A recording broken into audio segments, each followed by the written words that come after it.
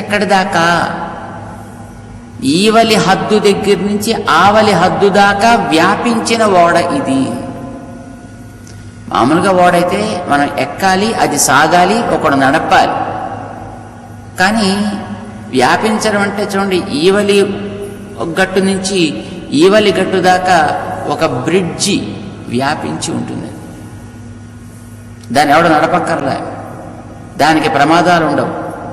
అది మళ్ళీ ఎక్కడో ఇంకోటో దేనిలో కొట్టుకుంటుందేమో, మళ్ళీ ఎక్కడైనా అవతల గట్టుకు చేరుతుందో చేరదో అనే ప్రశ్న లేదు దానికి. ఇది రెండు హద్దులకి వ్యాపించి ఉంది కనుక నువ్వు దాని మీద కూర్చుంటే చాలు, నేరుగా ఆవలిగట్టుకు నువ్వు చేరిపోవచ్చును. మధ్యలో మళ్ళీ నీటి స్పర్శ నీకు అవసరం లేదు.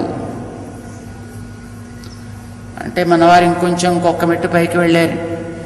ఇది వ్యాపించినా అంటే ఈవలిగట్టు తెగించి ఆవలిగట్టు దాకా వ్యాపించి దాని మీద మళ్ళీ నువ్వు ఇటు లెఫ్ట్ రైట్ చేసుకుంటూ నడిచి వెళ్ళక్కర్లేదా? ఇప్పుడు చూడండి, మన దగ్గర పెద్ద పెద్ద విమానాశ్రయాల్లో చాలా దూరం నడవలసినటువంటి ప్లాట్ఫామ్స్ ఉన్నట్టయితే అంత దూరం పాపం వీళ్ళు నడవలేరు కదా అని అందులో నేల మీద ఒక బెల్ట్ పెడతారు. మనం వెళ్ళి దాని మీద నిలబడ్డామంటే చాలు, అదే వెళ్ళిపోతూ ఉంటుంది.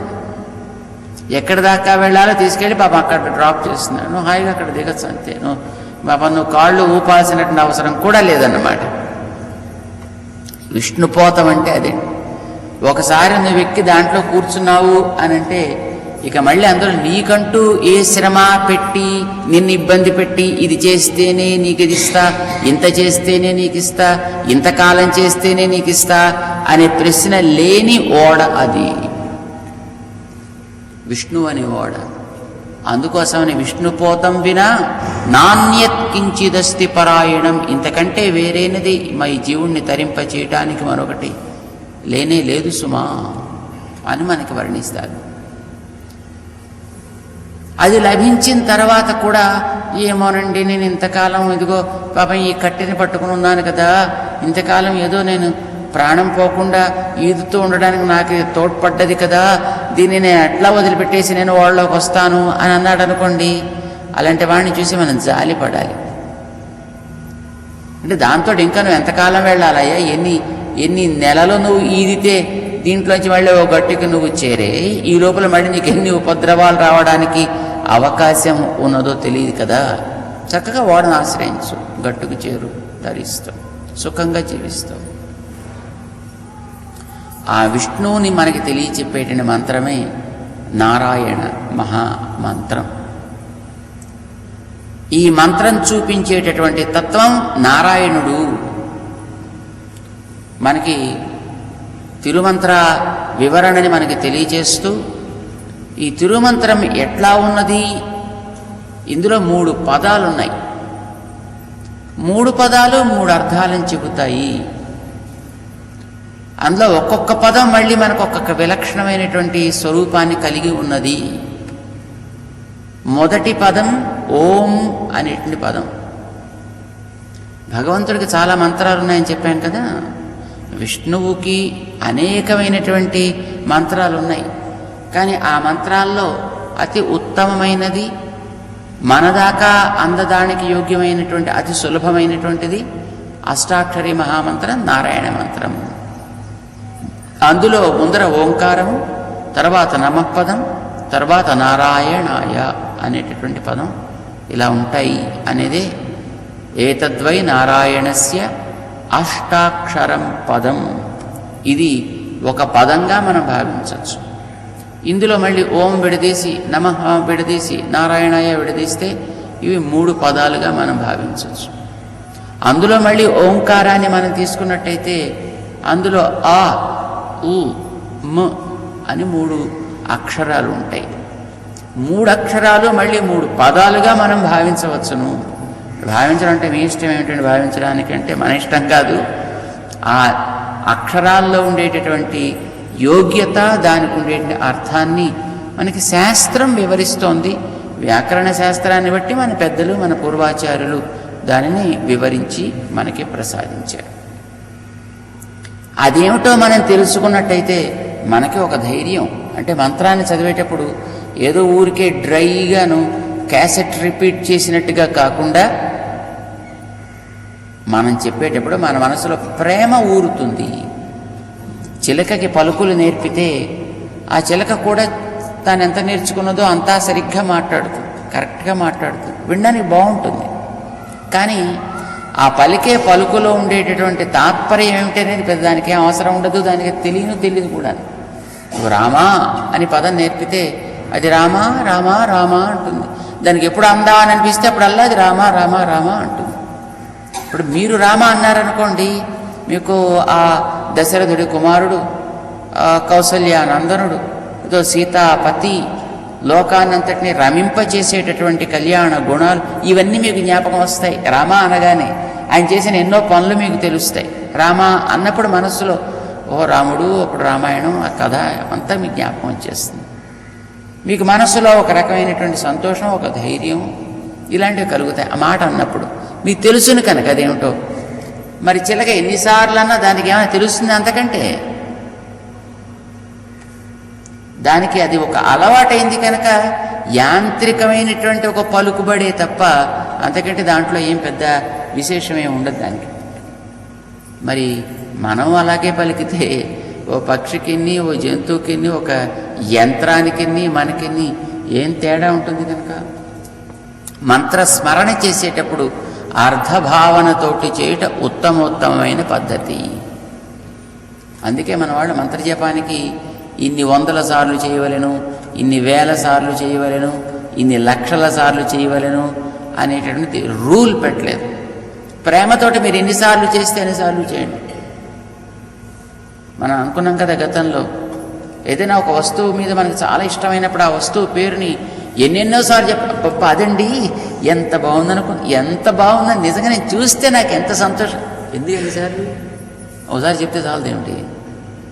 కానీ ఆ వస్తువు మీద కలిగిన ప్రీతి ఒకసారి మాట్లాడేస్తే నేను అలా ఆగిపోనివ్వదు. మళ్ళీ మళ్ళీ మళ్ళీ మళ్ళీ మళ్ళీ మళ్ళీ చెప్పాలి అని నీలో ఒక ప్రేరణని కలిగిస్తుంది అన్నమాట. అట్లాగా అర్థం తెలిసినప్పుడు కలిగిన ఆనందంతో ఎన్నిసార్లైనా అనండి. కానీ ఇది 108, 1008, 1,08,000, లేకపోతే 1 మాల, 3 మాలలు, 16 మాలలు, 25 మాలలు, నో రూల్ లైక్ దాట్. అలాంటిది మనం మంత్రాన్ని చెప్పలే. మరి అర్థ భావన చేయాలి. అందుకోసమనే కొన్ని లక్షల సార్లు చేసేటటువంటి జపం కంటే అర్థాన్ని భావన చేస్తూ ఒక్కసారి నువ్వు అలా స్మరించుకోగలిగిన దీనికంటే దానికి ఉండేటువంటి ప్రభావం చాలా ఎక్కువ అని మన పూర్వ ఆచార్యులు ఆ అర్థాన్ని తెలుసుకోగలిగేట్టుగా మనకి స్తోత్రాలని వారు రచించి సుఖంగా మనం పాడుకోవచ్చు కదా అని ప్రసాదించారు. మామూలుగా మాటలతో చెబితే అదేదో వింటున్నంతసేపు ఏమిటో అర్థమైనట్టే ఉంటుంది. ఆ తర్వాత ఏమిటయ్యా తెలిసింది అని అంటే చాలా బాగుందండి ఏమిటో, కానీ చాలా ఏమిటి బాగుందో చెప్పవా అంటే బాగుందంటే అలా చెప్పడం కష్టం కదండి. చాలా బాగుందండి నిజానికైతే మాత్రం. అసలు ఇలాంటిది నేను ఎప్పుడు చూడలేదండి, ఎంత బాగుందో. ఏమిటి బాగుందో చెప్పు, అదేమిటాను. ఇప్పుడు అందులో నీకు ఏ అంశం బాగుందో చెప్పంటే అదేం లేదు. మాటలని మనం స్మరించడం, జ్ఞాపకం పెట్టుకోవడం కష్టం. అట్లా దాని భావన చేయడం కూడా చాలా కష్టం కనుక ఆ మంత్రంలో ఉండేటటువంటి తాత్పర్యాన్ని అంతటినీ కూడా ఒక చక్కటి శ్లోకం రూపంలో రచించి ఇచ్చినట్టయితే మనం దాన్ని నిరంతరం చదువుకుంటుంటే మనకి ఒక సంతృప్తి, మనకి ఒక ప్రేమ ఏర్పడతాయని మనం అష్టశ్లోకి అని చదువుతూ ఉంటాం. చూశారు, అకారార్థో విష్ణు జగదుదయ రక్షా ప్రళయకృత్ మకారార్థో జీవ తదుపకరణం వైష్ణవమిదం ఉకారో నన్యార్హం నియమయతి సంబంధమనయో త్రయీసారస్త్రియాత్మా ప్రణవ ఇమమర్థం సమదిశత్. ఓంకారమునకు ఇది తాత్పర్యము చెప్పేశారు. ఓంకారంలో 3 అక్షరములు ఉన్నవి. అందులో మొదటి అకారము, రెండవది ఉకారము, మూడవది మకారము. ఏమిటి అకారం అంటే? అకారార్థో విష్ణు జగదుదయ రక్షా ప్రళయకృత్. అకారమునకు విష్ణు అర్థము అంటే ఆ అనగానే నీకు అంతటా వ్యాపించిన తత్వం ఇది అని అనిపించాలి. ఎందుకు వ్యాపించి ఉన్నాడైనా? జగదుదయ రక్షా ప్రళయకృత్. ఈ ప్రపంచం యొక్క ఉదయానికి అంటే రావటానికి, ఆవిర్భావానికి, రక్ష, వాళ్ళకి ఏది అవసరమో అది ఇవ్వడానికి, వాళ్ళకి ఏది తగదో దాన్ని తొలగించడానికి, ప్రళయకృత్. కొంతకాలం అయిపోయిన తర్వాత ఇక వీళ్ళు చేయవలసింది పాపం ఇంక అయిపోయింది అని అనిపించినప్పుడు వారందరినీ కూడా మళ్ళీ తీసుకెళ్ళిపోయి లోపల చేర్చేసుకుని, ఒక వేషం వేసుకున్నటువంటి వ్యక్తి ఆ వేషం వేసుకోవడానికి కారణమైనటువంటి యాక్షన్ ఏదో అది వాడు చేయాల్సినంతసేపు చేసిన తర్వాత మళ్ళీ శుభ్రంగా లోపలికి పెడతాడు, ఆ డ్రెస్ తీస్తాడు, తన నార్మల్ డ్రెస్ ఏదో వేసుకుంటాడు, మళ్ళీ మామూలుగా బయటకు వస్తాడు. హాయ్ వెంకన్న, పుల్లన్న, మల్లమ్మ, బాగున్నావా అంటాడు వాడు. ఆ వేషంలో ఉన్నంత వరకు వాడేదో ఒక ఏ వేషం వేశాడో, రావణాసురుడి వేషం, రాముడి వేషము, హనుమంతుడి వేషం, అంగదుడి వేషం, సుగ్రీవుడి వేషం, లేకపోతే ఉడత వేషం, ఏ వేషం వేశాడో ఆ వేషానికి తగినట్టుగా ప్రవర్తిస్తాడు. అందులో నుంచి బయటికి రాగానే మళ్ళీ తను మామూలుగా ఉంటాడు. అలాగే ఈ జీవుని మళ్ళీ సహజమైనటువంటి స్థితిలోకి తీసుకురావటానికి ఆయన ప్రయత్నం. ఒకసారి ఈ వేషం వేశాడు, ఆ వేషంతో ఏదో కొంత చేశాడు, కానీ పాపం చేయాల్సినంత పెర్ఫెక్ట్గా వాడు ఈ వేషాన్ని పోషించలేకపోయాడు. సరే పోన్లే, లాభం లేదురా, ఒరే వచ్చారా వేదిక నుంచి వెనక్కి తీసుకెళ్ళిపోతాడు. ప్రళయము పేరు దానికి. దేహాలు చాలించి జీవుడు వెళ్ళిపోవడం అంటే అర్థం ఏంటో తెలుసిన? అది కూడా దేవుడు ప్రేమతో చేసే పని. శరీరాన్ని ఇవ్వడం ప్రేమతో చేసే పని, పోషించడం ప్రేమతో చేసే పని, తీసుకెళ్ళిపోవడం కూడా ప్రేమతో చేసే పని. అబ్బబ్బా, తీసుకెళ్ళిపోవడం బాధగా ఉంటుందండి, అఫ్కోర్స్, కానీ అది కూడా ఆయన చేసేది ప్రేమతో చేసే పని. ఎందుకంటే నీకు ఇంతకంటే ఇంకొక మంచి అవకాశం ఇవ్వాలి అని కోరిక. ఎందుకంటే నువ్వు చేయాల్సినంత బాగా ఈ శరీరంతో నువ్వు ప్రవర్తించలేకపోయావు, దీంతో ఉండాల్సినంత పెర్ఫెక్షన్ని నువ్వు సాధించలేకపోయావు. మన యాక్షన్ అంటే ఏ వేషం వేస్తే ఆ వేషానికి తగినట్టుగా ఉండాలి కదండి. లేదా ఆ వేషంతో చేయాల్సిన పని ఏదో తను చేయాలి, అప్పుడే కదా దాంట్లో వాడికి పెర్ఫెక్షన్ వచ్చినట్లు లెక్క వాడికి. చేత నీకు ఇచ్చింది ఇలా యాక్ట్ చేయమని, బట్ అన్ఫార్చునేట్లీ నువ్వు అట్లా చేయలేకపోయావు. సరే, నువ్వు కొంతకాలం నీకు ప్రయత్నం చేసి నీకు టైం ఇచ్చాను, కానీ దాన్ని నువ్వు సాధించలేకపోయావు కనుక సరే మళ్ళీ వెనక్కి వచ్చేయి, మళ్ళీ ఆ వేషం తీసేస్తానులే, ఎందుకంటే అది నీకు కొంచెం కొత్తగా ఉంది, ఇంకోటి ఏదైనా వేషం ఇస్తాను, మళ్ళీ నువ్వు ఎద్దు. కానీ నీ రుచి ఏమిటి, నీ కోరిక ఏమిటి చూస్తా. ఓకే, నా ప్రయత్నం ఇలాగ ఉంది, నేను కోతిలాగే వేషం వేయగలండి, ఇట్స్ ఓకే. కొన్ని కోతి వేషం వేయి, కోతి వేషం వేసి అందులో నీ పెర్ఫెక్షన్ చూపించు. సరే, అందులోనూ మళ్ళీ ఛాన్స్ ఇచ్చాడు, అది వాడు ఫెయిల్, అందులోనూ వెళ్ళేవాడు. పోనీ మరి ఇంకేం వేషం వేయగలవు? పోనీ ఏదైనా ఓ జంతు వేషం వేయగలవా? పోనీ దేవత వేషం వేయగలవా? పోనీ ఏదో నౌకరి వేషం వేయగలవా? ఏ వేషం నువ్వు వెయ్యగలిగే వేషం ఏదో చెబితే పోనీ ఆ వేషమే నీకు ఇస్తామయ్యా మా కంపెనీలో. Liberty is given to us. భగవంతుడు ఏదో ఒక వేషం బలవంతంగా ఇచ్చి ఇది నువ్వు నేర్చుకుని తీరవలే, ఇట్లానే వేషం వెయ్యవలే, నో, నిర్దయుడు కాదండి, అలాంటి వాడు కాదండి. మనకి వెనకాతల ఏ రకమైనటువంటి కర్మగతంలో సాధించుకుని పెట్టుకుని ఉన్నామో ఆ కర్మ అనుభవించడానికి తగినటువంటి వేషం ఏదో ఆ వేషాన్ని మాత్రమే ఆయన ఇస్తాడు. అంతే తప్ప నీ కర్మ ఒకటైతే దానికి మ్యాచ్ కానటువంటిది ఏదో ఒక శరీరం ఇచ్చేసి నిర్బంధించుట, ఇది భగవంతుడికి ఉండదు. కానీ మనం అది వెయ్యగలం అని మనకి ఆ వేషాన్ని యాక్సెప్ట్ చేసిన తర్వాత కూడా ఆ వేషం సరిగా వేయలేం. అది మన దగ్గర. ఇప్పుడు ఏదో నేను ఈ పని చేస్తాను అని బాధ్యత తీసుకున్నాం అనుకోండి, సిన్సియర్గా ఆ పని చేయాలి కదా. కానీ తీసుకుని కూడా మనం చేయడం చేత కాకపోతే పోన్లే, నీకు ఇది కూడా లాభం లేదా, ఇది కూడా నీకు సూటబిలిటీ లేదు, సరే ఇంట్లో కూడా మళ్ళీ వెనక్కి వచ్చాయి. ప్రళయకృత్ జగదుదయ రక్ష ప్రళయకృత్ అంటే అకారంలో కనిపించే పరమాత్మ మన కోసమని, మన ఇష్టానికి తగినట్టుగా మనకి నచ్చినటువంటిదేదో అలాంటి రూపాలని ఇచ్చేవాడు, దాన్ని నడిపేవాడు. అది బాగా చేయలేకపోతే పోనీ మళ్ళీ మానేసి మార్చేసి మనకి తగినట్టు ఇంకోటి ఏదో మళ్ళీ పాపం వెతికి తంటాలు పడేవాడు. అది ఇచ్చిన తర్వాత కూడా మళ్ళీ దాన్ని ఎట్లా జాగ్రత్తగా నువ్వు పోషించుకోవాలో నీకు నేర్పటానికని తనే వచ్చి శాస్త్రాలు ఇచ్చి ఎవరినో పంపించి శాస్త్రాలు చెప్పించి ఇన్ని చేస్తాడు ఆయన. ఓహో, ఇదా ఆయనంటే నీ తెలియదు. మకారార్థో జీవ తదుపకరణం వైష్ణవమిదం. ఇది విష్ణు సంబంధమైనటువంటిది ఈ జీవుడంటే. తదుపకరణం, ఆ నడిపేవాడి చేతిలో ఒక పరికరంలాగా ఉండవలసిన వ్యక్తి వీడు. అంటే పరికరం ఎట్లా వాడు చెప్పినట్టే వింటుందో, పరికరం వాడి యొక్క సంకల్పానికి వ్యతిరేకంగా ఎట్లా ప్రవర్తించదో, పరికరం తనకంటూ లోపల ఏమండి ఇదేమిటండి నేను గంటసేపు రాస్తారు కాబోలని మీ చేతిలోకి వస్తే ఓసారి అట్లా ఓ గీత గీసేసి పక్కన పెట్టేసారు ఏమిటండి పెన్నని అని ఎప్పుడు ఆ పెన్ను అడిగే ప్రయత్నం చేయదు. లేదు దాన్ని నువ్వు 5 గంటల సేపుకి వచ్చి ఏకధాటిగా మొత్తం రాస్తూ పోతే నేను గంటసేపు రాస్తాను వస్తేనండి ఊరికి కూర్చోబెట్టి 5 గంటల సేపు నన్ను కూడా తోమేస్తున్నావా నువ్వు అనదది. వాడు రాస్తే రాస్తుంది అయిపోతారు. ఉపకరణమిదం తదుపకరణమిదం, వాడి చేత పట్టినటువంటి పరికరం ఇది. వీడికి జీవుడని పేరు. ఇది విష్ణు సంబంధమైనది మాత్రమే. మంత్రంలో అర్థం ఉంటుంది. ఆ అర్థాన్ని మనకి మామూలుగా చెప్పారనుకోండి, చెప్తే ఇది కొంతసేపు మీరు విన్నప్పుడు అర్థమైనట్టే అనిపించింది, మళ్ళీ మర్చిపోతాం. కానీ ఏదో శ్లోకం చెప్తే అకారార్థో విష్ణు జగదుదయ రక్షా ప్రళయకృత్ అంటే కొంచెం ఏదో పలికేటప్పుడు కష్టంగా ఉండడం అనిపించినా ఒకసారి నేర్చేసుకున్నాం అనుకోండి, నోటికి పట్టింది అనుకోండి, ఒకసారి బాగుందని సరిగ్గా మంచి శ్లోకం చదువుకోవడానికి. దానికి ఒక నడక, ఒక శైలి బాగుంది.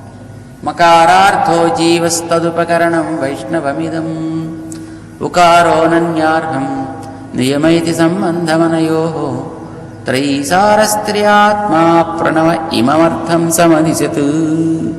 ఓ సగం శ్లోకంలాగా ఇంకా వాటికి అడగన కొంచెం సాపాసా వచ్చినట్టయితే దానికి ఓ 4 రాగాలు ఇటు నుంచో అటు నుంచో కలిపి దాన్ని కాస్త ఏదో రాగంగా, అది కూని రాగంగానో మరో రాగంగానో ఏదో రాగం దానికి పెట్టి దానికి పాడచ్చు. అది హాయిగా పాడుకోవడానికి బాగుంటుంది. అట్లా మన పూర్వాచార్యులు మన మీద ఉండేటటువంటి ప్రేమ చేత, దయ చేత మనకి వాటిని ఒక చక్కటి శ్లోకాలు కలిపి ఇచ్చారు.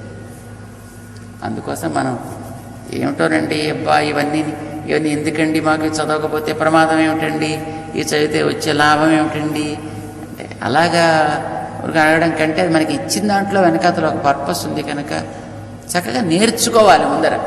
ముందర నేర్చుకోవాలి, అది కంఠస్థం రావాలి.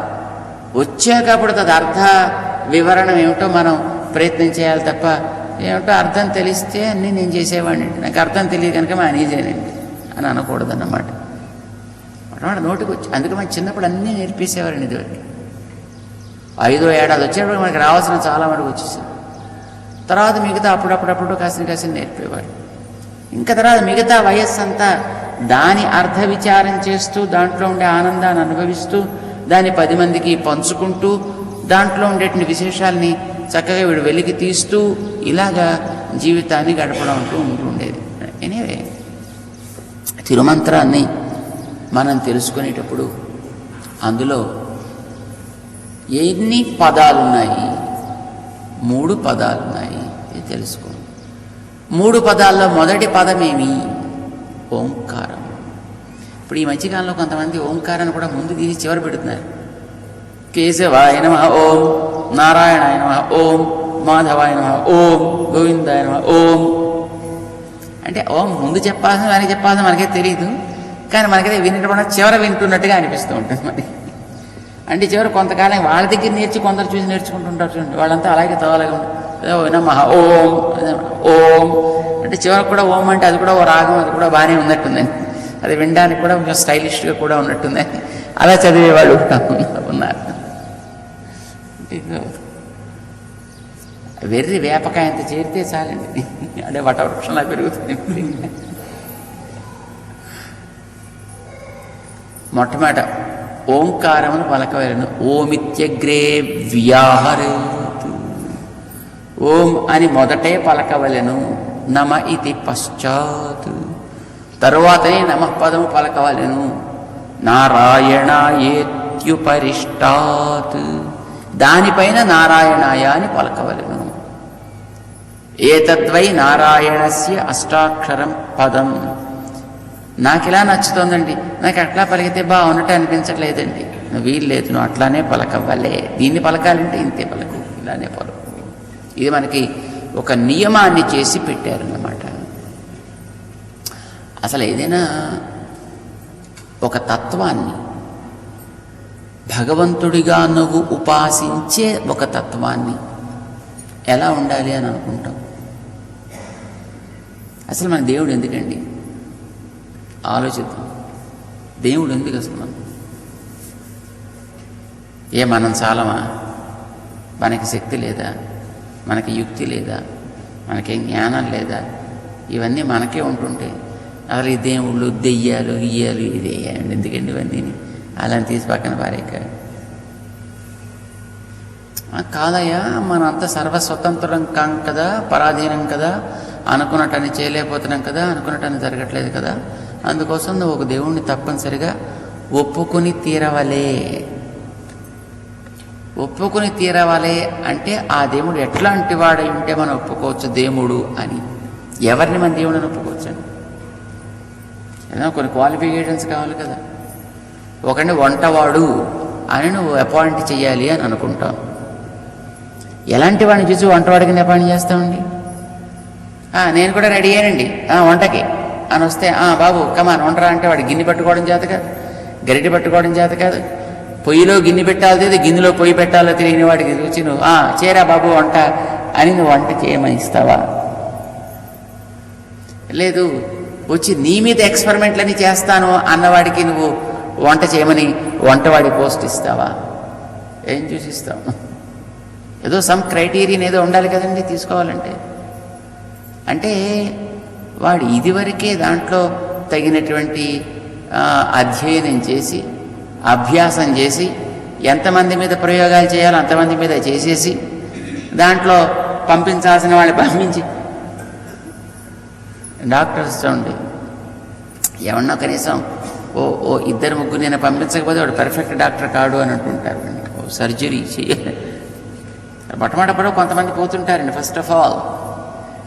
ఆ తర్వాత ఎంత బాగా నేర్చుకున్నా మళ్ళీ ప్రతి ఏడాది కూడా మళ్ళీ కొంత పర్సంటేజ్ ఏదో ఉంటుందండి ప్రతి డాక్టర్కి కూడా. ఒకసారి ఒక డాక్టర్ గారు తమాషాగా చెప్తుండేవారు, ప్రతి డాక్టర్కి 4% ఉంటుందండి ప్రతి ఏడాది. అంటే 100 కేసులు చేస్తే 4 కేసులు పోవచ్చు. వాడదృష్టం, వీడదృష్టం, లేదా ఏదో అదృష్టం చేత. పాపం చాలా సీరియస్గా ఉండే ఓ పేషెంట్ ఆ డాక్టర్ దగ్గర వచ్చాడు, డాక్టర్ నాకు బాధపడుతున్నట్టు నయం చేయండి డాక్టర్ గారు. ఓకే, పాపం వీటికి నమ్మకం లేదు. డాక్టర్ గారు తగ్గుతుందంటారండి, డాక్టర్ గారు ఒక మంచి ముందు వేస్తారా డాక్టర్ గారు, డాక్టర్ గారు మళ్ళీ నేను సుఖంగా ఇంటికి పెడతానంటారు. పాపం డాక్టర్ గారికి జాలి వేసింది. నీకు ఎందుకే అంత భయం ఎందుకే? కాదు డాక్టర్ గారు, నేను ఇంకా ఇంట్లో అన్ని పనులు చేయాల్సి ఉన్నాయండి, ఇంకా నాకు ఇన్ని బాధ్యతలు ఉన్నాయి డాక్టర్ గారు, తప్పకుండా నన్ను చక్కగా తగ్గి జాగ్రత్తగా ఇంటికి పెడతానంటారు. ఇగో చూడు, ప్రతి డాక్టర్కి 4% పర్మిషన్ ఉంది. ఈ ఏడాది నేను ప్రాక్టీస్ ప్రారంభించినప్పటి నుంచి ఇప్పటిదాకా నాకు యావరేజ్ అయిన ఏడాదిలో 100 మంది పేషెంట్స్ వస్తారు. ఓకే, 4% ఎగ్జెంప్టెడ్ మార్జిన్ ప్రతి డాక్టర్కి. ఈ ఏడాది నేను ప్రాక్టీస్ ప్రారంభించినప్పటి నుంచి ఇప్పటిదాకా 4 పేషెంట్స్ నా దగ్గరికి వచ్చారు, 4 పోయారు. అంటే నాకు ఇచ్చిన మార్జిన్ ఇంతవరకు పూర్తయిందనమాట. ఇక ఇప్పుడు నువ్వు ఫ్రెష్ సేఫ్టీ జోన్లో నువ్వు పడ్డావు, కమాన్ జాయిన్ కా, ఇంక నీకేం ప్రాబ్లం లేదు. అంటే వీడు జాయిన్ అవుతాడు, వీడికి ఇంటికి పెడతాడని వీడికి ఎష్యూరెన్స్ ఉంటుందా?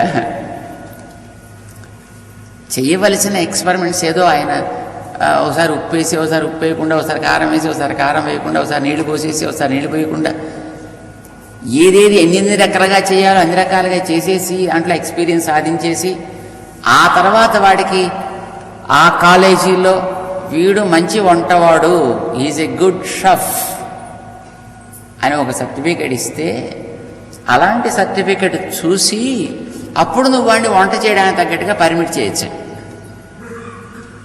అనుభవం చూసి కదా. వాటికున్న యోగ్యతలను చూసి కదా నువ్వు అంగీకరించాలి.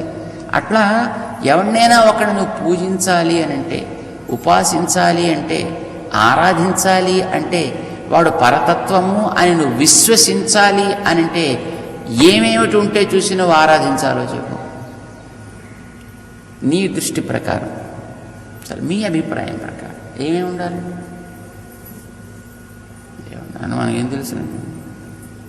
అంటే మనకంటే గొప్పవాడై ఉండాలి కదండి. మనకంటే గొప్పవాడై ఉంటే వాడిని మనం ఆశ్రయించవచ్చు. అవునండి, మనకంటే గొప్పవాడై ఉండాలనుకోండి, కానీ మన దృష్ట్యా గొప్పవాడే, కానీ వాడేదో ఒక అడుగు వేసి ఓ పని చేయగానే వాడి పైనుంచి ఇంకెవడో వచ్చి నువ్వు జాగ్రత్త, మళ్ళీ ఇంకో అడిగేసావా కాలు తీసేస్తా పో వెనక్కి అని వాడిని ఎవరో గదమాయించాడు అనుకోండి, ఏం లాభం? మళ్ళీ మనం వీడిని పట్టుకుని మనం కూడా మునిగిపోతాం వాడితో పాటు. మంచిది, అట్లాంటి వాడు లాభం లేదు. తన పైన నియంత్రించేవాడెవ్వడు లేనివాడై ఉండాలి. తానాడిన మాటకి తిరుగు లేనివాడై ఉండాలి. అలాంటి వాడితేనే కదండి మనం ఆశ్రయించగలుగుతాం. అలాంటి వాడితే కదా మనం ఉపాసించగలుగుతాం. అంటే మనం మొట్టమొదట భగవంతుడు అని అన్నప్పుడు కోరుకునేది ఆయన నుంచి అందరూ భయపడుతూ ఉండేవాళ్ళు కావాలి. ఆయనకంటే మించినవాడు లేనివాడు కావాలి. ఆయనకి వెనకాతల మరొకడెవడో ఉండి ఆయన్ని శాసించేట్టుగా ఉండకూడదు. ఉంది అలాగా? అలాంటి వాడు ఎవడైనా ఉంటే చెప్పండి, వాడిని మనం పట్టుకుందాం. అలాంటి వాడిని మనం చెప్పగలిగే మంత్రం నారాయణ మంత్రం అని మనకు అందులో ఉండే అకారం చెప్తుందండి. ఆ అనగా అర్థం. ఆ అంటే చూడండి, చిన్న సింపుల్ అక్షరం కదా ఆ, బట్ ఇది భగవంతుడి పేర్లలో చాలా గొప్ప పేరండి. భగవంతుడికి అమ్మవారికి కూడా పేర్లు భలే భలే పేర్లండి. Very simple names. ఇప్పుడు ఎవరన్నా మన వాళ్ళకి పేర్లు పెడితే ఏమండి ఇంతకంటే కొంచెం మోడర్న్ పేరు ఏమైనా ఉంటుందండి? ఎవరికో ఒకళ్ళకి ఏదో లక్ష్మి అని బా ఇదేమిటో మరీ బతికి ఛాదస్తంగా ఉందండి, ఏమన్నా మరీ బాగా ఓల్డ్ నేమ్లా ఉందండి, ఏమన్నా ఇంతకంటే కొంచెం మోడర్న్ పేరు ఉందా అంటే షర్మిల బాగానే ఉంది కానండి, ఇది కూడా కొంచెం పాతపడ్డ పేరు లాగే ఉందండి, ఎందుకంటే ఇంకోటి ఏమన్నా ఠింకు, అబ్బా ఎంత బాగుందండి. అంటే పదం చాలా చిన్నది ఉండాలి, సింపుల్గా పలికెట్టుగా ఉండాలి. దానికి అర్థం ఉందో లేదో సంగతి తర్వాత, but we want as simple as possible, as easy as possible. That's wonderful. ఈ పద్ధతికి, ఈ ఆచారానికి నాంది పలికిన వాడు మన పెరుమాళ్ళేనండి మొట్టమొదటి. ఆయన పేరు సింపుల్ పేరు, అమ్మ పేరు సింపుల్ పేరు. ఆయన పేరు ఆ, అమ్మ పేరు ఉ. ఎంత సింపుల్ చూడండి. ఉ అంటే లక్ష్మీదేవి. నీకేం ఆలపు కావాలి, నీకేం శ్రమ కావాలి, శుభ్రంగా కూర్చుని నీరసం వచ్చిన వాడు కూడా కూర్చుని అంటుంటారు. అది కూడా లక్ష్మీదేవి పేరే. ఎవరికైనా చెప్తే వినకపోతే అన్నాడు, అది స్వామి పేరే. That simple they made their names. ఆ ఉ. అయితే ఆ అనేది మనకి అంత సింపుల్గా కనిపించినా దాని లోపల ఉండేటటువంటి అర్థం అంత సింపుల్ అర్థమేం కాదండి. సకల శాస్త్రాలకి కారణమైన అక్షరం అకారం. భగవంతుడు ఆ పేరు పెట్టుకోవడానికి ఒక తాత్పర్యం ఉంది. ఏమిటది? అకారం అనే పదాన్ని నువ్వు ఉచ్చరించడం చేత ఓంకారంలో ఉండేది భగవంతుడికి ఉండేటటువంటి సర్వ జగత్తుని తనలోంచి బయటికి తీసిన యోగ్యత మనకు కనిపిస్తుంది. సాధారణంగా పేరు అనేది ఇప్పుడు మనం పెట్టుకునే పేరు లాంటివి కావు కనుక శాస్త్రం ఇచ్చేటటువంటి పేర్లన్నీ ఆ వస్తువు యొక్క యోగ్యత మనకి ఆ పేరులో కనిపిస్తుంది. ఇప్పుడు డ్రైవర్, డ్రైవ్ చేయగలిగిన వాడు అనే కదా అర్థం. ఏదో రైటర్ అంటే స్వతంత్రంగా రాయగలిగిన వాడు అనే కదా అర్థం. ఒక్కొక్క పదం ఆ పదంతో తెలిపే వ్యక్తిలోని యోగ్యతని మనకి తెలియజేస్తుంది. అలానే శబ్దాలన్నీ శాస్త్రంలో పేర్లుగా వస్తాయి మనకి. ఆ అనే అక్షరం కూడా ఇది చెప్పే విష్ణువు, ఇది చెప్పే పరమాత్మ యొక్క యోగ్యతల్ని మనకి తెలియజేస్తుంది. ఎట్లాగా అంటే